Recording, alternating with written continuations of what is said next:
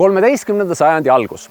Tallinn ja Tartu olid juba olemas, kuid Eesti elu ja võimumängude kese ei olnud seal. Tõeliselt mõjukad olid siin. Tere tulemast Valjalasse, Saaremaa muistesse pealinna.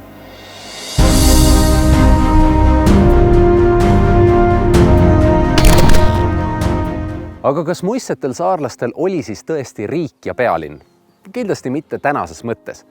Kuid Valjala oli 13. sajandi alguses Saaremaa kõige olulisem keskus.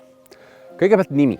Kroonikakirjutaja Henrik pani selle omal ajal kirja kujul Castrium Valdia, valdia kindlus.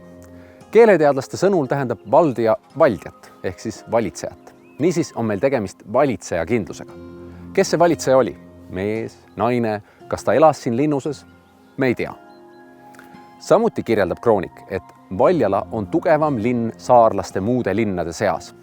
Veel praegu võime siin näha võimsat valli, aga milline see omal ajal välja nägi? Sealt valliharjalt on hiljem kõvasti kive ehitusmaterjaliks ära veetud, nii et see vall oli omal ajal veel kõrgem, kuni 10 meetrit kõrge. Kujutage ette, see on 3-korruselise maja kõrgune. Kui arheoloogid hakkasid 2023. aastal valli sisemust uurima, selgus, et see koosnes paekividest, aga väljast oli vall kaetud savikihiga.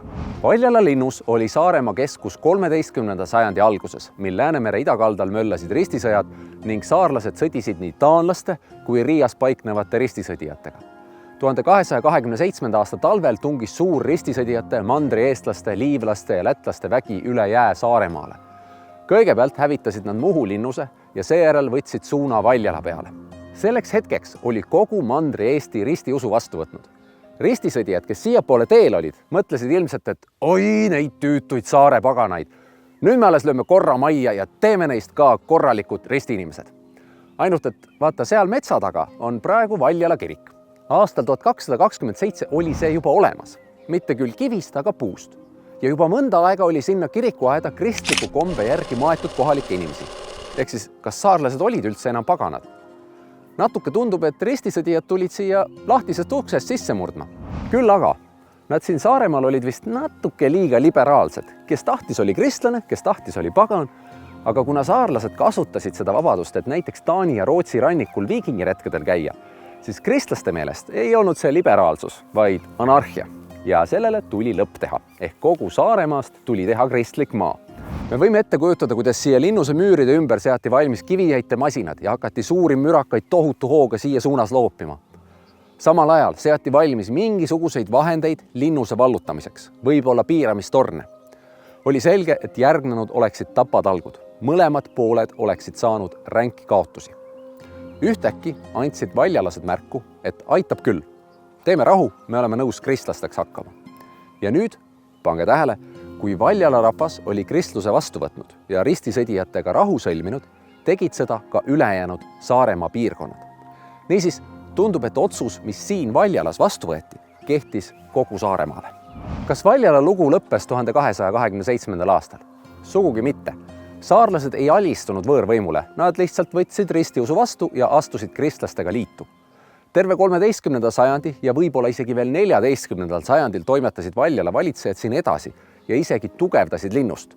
Näiteks, kui me vaatame valli läbilõiget, siis see valli osa pidi rajatama alles pärast seda, kui ristisõdijad siin käisid. Nüüd, kui Saaremaa oli astunud ristiusku, oli vaja ka kirikuid. Linnuse aegadel oleks siit põhja poole avanenud vaade järvele. See järv on kuivenduse tulemusel kadunud, aga sinna teisele poole järve rajati 1230. aastatel varasema puukiriku asemele võimas kivikirik. See on lausa katedraali mõõtu ehitis. Kes selle ehitas? Selle tellijal pidi olema võimu ja vara, aga kõik märgid viitavad sellele, et ka kiriku rajasid kohalikud pealikud ise. Miks Saaremaa pealinn just Valjalasse tekkis ja miks see koht siiski oma tähtsuse hiljem kaotas?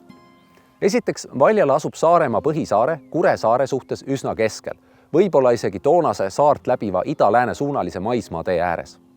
Aga maismaateest olulisemad olid muinasaja lõpul ilmselt veeteed. Saaremaa nii-öelda kõhu alt lõunarannikut mööda kulges sel ajal rahvusvaheliselt oluline kaubatee ida ja lääne vahel.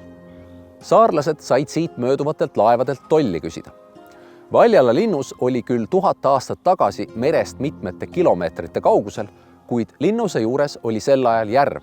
Järvest voolas aga merre Lõve jõgi, mille äärest on leitud mitu muinasaja lõpu sadamakohta.